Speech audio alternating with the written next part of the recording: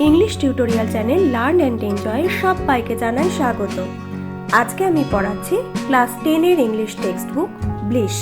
আর আজকে আমি আমার টপিকে রেখেছি lesson number 2 fable the poem and comprehension exercises, page number 12, 13, 14 and 15। চলো তাহলে শুরু করা যাক। Lesson 2 fable. পোয়েট হচ্ছেন রাল্ফ ওয়াল্ডো ইমারসন। দেখো, ফেবল কথার অর্থ কি? ফেবল কথার অর্থ হলো উপকথা। যে কাল্পনিক গল্পে বিভিন্ন জীবজন্তুর আচরণ এবং কথাবার্তার মাধ্যমে বিভিন্ন নীতিকথা তুলে ধরা হয় সেটাকেই আমরা বলি ফেবল বা উপকথা। যেমন আমাদের এই পোয়েমটা, এখানে আমরা দেখতে পাচ্ছি যে এখানে কথোপকথন চলেছে একটি কাঠবেড়ালি এবং একটি পর্বতের মধ্যে, যেটা পুরোপুরি কাল্পনিক। এবং এই কাঠবিড়ালির কথোপকথনের মাধ্যমে আমরা কিন্তু কবিতাটি থেকে একটি নৈতিক শিক্ষা পাই। শিক্ষাটি কি এবং কবিতাটিতে আর কি কি আছে, চলো আমরা পড়ে নিই কবিতাটি থেকে। ফার্স্ট দেখো, the author and the text, অর্থাৎ এখানে আমরা অথর এবং টেক্সট সম্পর্কে কিছু কথা জেনে নেব। তো দেখো, প্রথমেই আমরা পোয়েট সম্পর্কে কিছু জেনে নিই। দেখো, Ralph Waldo Emerson 1803 to 1882 was an American essayist, lecturer and poet. অর্থাৎ রাল্ফ ওয়াল্ডো ইমারসন, যিনি 1803 সালে জন্মগ্রহণ করেছিলেন এবং 1882 সালে মারা গিয়েছিলেন, তিনি ছিলেন একজন আমেরিকান প্রবন্ধকার এবং প্রভাষক এবং একজন কবি। His famous poems include Concord Hymn and Brahma. অর্থাৎ তার বিখ্যাত কবিতাগুলোর মধ্যে উল্লেখ করা যেতে পারে কনকর্ড হিম অ্যান্ড ব্রহ্মা। এরপর আমরা কবিতা সম্পর্কে কিছু কথা জেনে নিই। দেখো, the poem describes a conversation between the squirrel and the mountain. অর্থাৎ এই কবিতাটি বর্ণনা করছে একটা কথোপকথনকে। সেটা কাদের মধ্যে হয়েছিল? না, কাঠবিড়ালি এবং পর্বতের মধ্যে। স্কুইরেল মানে হলো কাঠবিড়ালি এবং মাউন্টেন মানে পর্বত। The squirrel points out that in this world every being, living or non living, big or small, have their individual reasons for existence.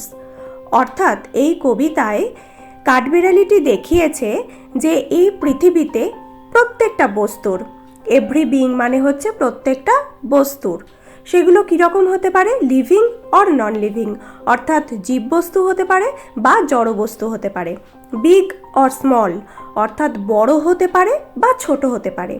Have their individual reasons for existence, অর্থাৎ তাদের প্রত্যেকের স্বতন্ত্র কারণ আছে তাদের অস্তিত্বর জন্য। অর্থাৎ এই পৃথিবীতে যা কিছুর অস্তিত্ব রয়েছে সেটা জীববস্তু হতে পারে বা জড়বস্তু হতে পারে বা বড় ছোট যাই হোক না কেন, প্রত্যেকের কিন্তু স্বতন্ত্র কারণ রয়েছে আমাদের প্রত্যেকের অস্তিত্বর জন্য। এরপর চলো আমরা কবিতায় চলে আসছি। দেখো, রিড দ্য ফলোয়িং পোয়েম। দেখো, the mountain and the squirrel had a quarrel and the former called the latter little prig. অর্থাৎ পর্বত এবং কাঠবেড়ালির মধ্যে একটা ঝগড়া হয়েছিল। কোয়ারেল মানে হচ্ছে ঝগড়া। এবং সেখানে কি হয়েছিল? and the former called the latter. Former মানে হচ্ছে আগের জন, অর্থাৎ এখানে দেখো দুজনের উল্লেখ করা আছে, মাউন্টেন আর স্কুইরেল। তার মধ্যে প্রথম জন, আগের জন, অর্থাৎ মাউন্টেন।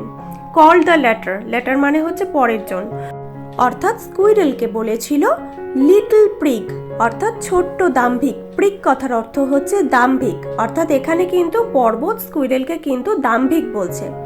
বান রিপ্লাইড, বান হচ্ছে সেই স্কুইরেল, সে সেই কথা শুনে কি উত্তর দিচ্ছে দেখো।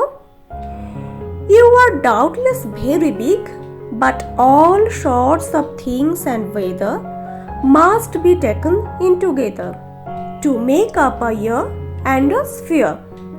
অর্থাৎ তখন সেই কাঠবিড়ালি রিপ্লাই করছে, যখন পর্বত তাকে লিটল প্রিগ বলছে, তারপরে সে রিপ্লাই করছে, উত্তর দিচ্ছে যে নিঃসন্দেহে তুমি অনেক বড়। কে বড়? পর্বত অনেক বড়, কিন্তু সব ধরনের বস্তু এবং আবহাওয়া একসাথে নিয়েই কিন্তু একটা বছর এবং একটা পরিমণ্ডল তৈরি করে। অর্থাৎ বিভিন্ন রকমের ওয়েদার নিয়ে, শীত, গ্রীষ্ম, বর্ষা সমস্ত রকমের ওয়েদার নিয়ে কিন্তু একটা বছর তৈরি হয়, এবং আমাদের চারপাশের যে পরিমণ্ডল রয়েছে সেটা কিন্তু সমস্ত ধরনের বস্তু, আবহাওয়া সমস্ত কিছু নিয়ে কিন্তু আমাদের এই পরিমণ্ডল গঠিত হয়। স্ফিয়ার মানে হচ্ছে পরিমণ্ডল, অর্থাৎ আমাদের চারপাশে যা কিছু রয়েছে সেটাকে আমরা স্ফিয়ার বলতে পারি। তো সমস্ত কিছু কিন্তু বড় ছোট সব ধরনের জিনিসকে নিয়েই তৈরি হয়। এরপর কি বলছে দেখো, and I think it no disgrace to occupy my place. অর্থাৎ আমি মনে করি এর মধ্যে অসম্মানের কিছু নেই যে স্থানটা, যে জায়গাটা আমি অধিকার করে আছি। If I am not so large as you, you are not so small as I, and not half so spry. অর্থাৎ আমি তোমার মতো বড় নই, আবার তুমিও আমার মতো ছোট নও, এবং আমি যতটা প্রাণোচ্ছল বা কর্মচঞ্চল তুমি কিন্তু তার অর্ধেকও নও। স্প্রাই মানে হচ্ছে প্রাণোচ্ছল বা কর্মচঞ্চল।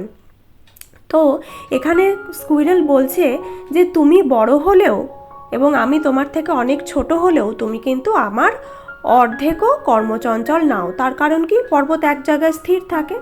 এরপর কি বলছে, I will not deny you make a very pretty squirrel track, talents differ, all is well and wisely put, if I cannot carry forests on my back, neither can you crack a nut. অর্থাৎ আমি অস্বীকার করব না যে তুমি খুব সুন্দর কাঠবেড়ালির জন্য রাস্তা বানাতে পারো।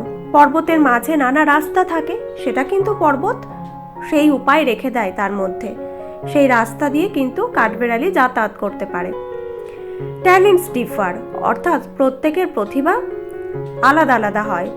All is well and wisely put, এবং প্রত্যেকটাই ভালো এবং সঠিকভাবে সেগুলো রচিত হয়েছে। অর্থাৎ যার যেটা কাজ সে কিন্তু সেটা সঠিকভাবে করতে পারে। If I can not carry forests on my back, অর্থাৎ আমি যেমন আমার পিঠে করে জঙ্গল বহন করতে পারি না, neither can you crack a nut, তুমিও কিন্তু বাদাম ভাঙতে পারো না। অর্থাৎ পর্বত কিন্তু বছরের পর বছর তার ওপরে অনেক গাছপালা জঙ্গল নিয়ে দাঁড়িয়ে থাকে, তার কোনো অসুবিধা হয় না, সে এক জায়গায় স্থির।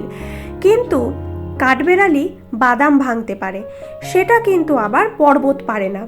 অর্থাৎ এই কবিতার মধ্যে দিয়ে এটাই বোঝানো হলো যে এই জগতে যে যে বস্তু বা প্রাণের অস্তিত্ব আছে, প্রত্যেকের কিন্তু এই জগতে নিজস্ব কাজ এবং ভূমিকা রয়েছে। এবার আমরা চলে আসছি ওয়ার্ড নেস্টে। দেখো, first prig, one who puts on an appearance of being morally correct, অর্থাৎ যে সবসময় এটা বোঝাতে যায় যে সে নৈতিকভাবে সঠিক, অর্থাৎ দাম্ভিক। Bun, squirrel.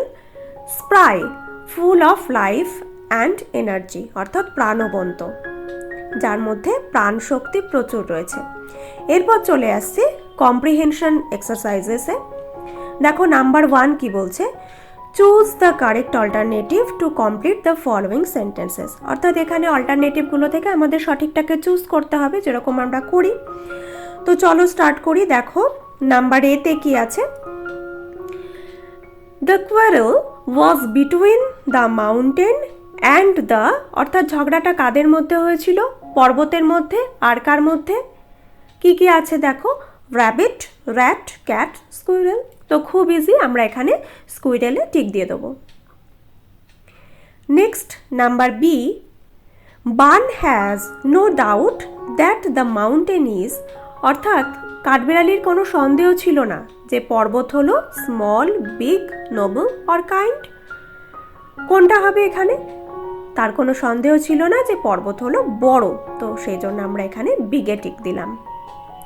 নেক্সট চলে আসছি নাম্বার সিতে, unlike a mountain a squirrel can crack a, অর্থাৎ পর্বতের মতো নয় যেটা কাঠবেড়ালি ভাঙতে পারে। অর্থাৎ কাঠবেড়ালি ভাঙতে পারে অথচ পর্বত পারে না, এমন কোন জিনিসটা ছিল, নাট, জোক, স্টোন না লক, অবশ্যই আমরা নাটে টিক দেবো। নেক্সট চলে আসছি question number 2। State whether the following statements are true or false, provide sentences, phrases or words in support of your answer. অর্থাৎ এখানে ট্রু আর ফলস আমাদের লিখতে হবে এবং তার সাথে একটি করে সাপোর্টিং সেন্টেন্স দিতে হবে। তো নাম্বার এ দেখো, the mountain call the squirrel little bun. অর্থাৎ পর্বত কাঠবেড়ালিকে লিটল বান বলেছিল। তো আমরা পড়ে এসেছি যে পর্বত কাঠবেড়ালিকে অ্যাকচুয়ালি লিটল প্রিগ বলেছিল। তাহলে আমরা এখানে লিখব ফলস। এবং এর সাপোর্টিং স্টেটমেন্ট দেখো খুঁজি।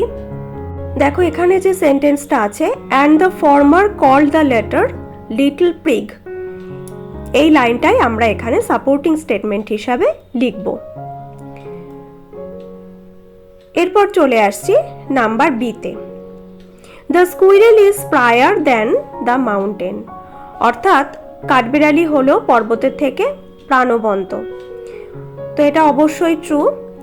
এবার দেখো এর সাপোর্টিং স্টেটমেন্ট আমরা খুঁজি। দেখো এখানে একটা সেন্টেন্স রয়েছে, you are not so small as I and not half so spry. এই সেন্টেন্সটা আমরা এখানে সাপোর্টিং স্টেটমেন্ট হিসাবে লিখব। নেক্সট চলে আসছি দেখো নাম্বার সিতে। The mountain can carry forests on it's back. অর্থাৎ পর্বত তার পিঠে জঙ্গল বহন করতে পারে। তো এটা অবশ্যই ট্রু, এটা আমরা পড়েছি। তো দেখো এখানে সাপোর্টিং স্টেটমেন্টটা রয়েছে, if I can not carry forests on my back neither can you crack a nut. তো এই সেন্টেন্সটা আমরা এখানে লিখে ফেলবো। এরপর আমরা চলে আসছি দেখো কোয়েশ্চেন নাম্বার 3তে। Answer the following questions. তো নিচের প্রশ্নগুলোর উত্তর দিতে হবে। চলো তাহলে আমরা এগুলো করে ফেলি। দেখো first number A, who had a quarrel with the squirrel. অর্থাৎ স্কুইরেলের সাথে কার ঝগড়া হয়েছিল? আনসার কি লিখেছি? The mountain had a quarrel with the squirrel. অর্থাৎ পর্বতের সাথে একটি কাঠবিড়ালির ঝগড়া হয়েছিল। Next question number B, what is not a disgrace to the squirrel. অর্থাৎ কাঠবিড়ালির কাছে কোনটা অসম্মানের নয়? আনসার কি লিখেছি? Occupying his own place is not a disgrace to the squirrel. অর্থাৎ তার নিজের জায়গা অধিকার করাটা কাঠবিড়ালির কাছে অসম্মানের নয়। অর্থাৎ কাঠবিড়ালি যাই হোক না কেন, বড় বা ছোট বা তার কাজ যাই হোক না কেন, সে কিন্তু কোনো কিছু নিয়েই অসম্মানিত বোধ করে না। অর্থাৎ সে তার নিজের পজিশনে কিন্তু খুব খুশি। নেক্সট কোয়েশ্চেন দেখো, what is it that the squirrel doesn't deny. অর্থাৎ সেই জিনিসটা কি যেটা কাঠবিড়ালি অস্বীকার করে না? কি আনসার হবে? The squirrel doesn't deny that the mountain can make pretty squirrel track. অর্থাৎ কাঠবিড়ালি এইটা অস্বীকার করে না যে পর্বত কিন্তু কাঠবিড়ালির জন্য খুব সুন্দর রাস্তা তৈরি করতে পারে। আজকে আমার ক্লাস এই পর্যন্তই। ক্লাস 10-এর পরের ক্লাসে আমরা গ্রামার ইন ইউজ এবং যে রাইটিং পোর্শন আছে সেটা সলভ করব। তোমরা যারা ভিডিওগুলি দেখছো, তোমাদের যদি ভিডিওগুলি ভালো লাগে প্লিজ লাইক করো, কমেন্ট করো আর চ্যানেলটি সাবস্ক্রাইব করে আমার পাশে থেকো। ভিডিওটি দেখার জন্য অনেক অনেক ধন্যবাদ।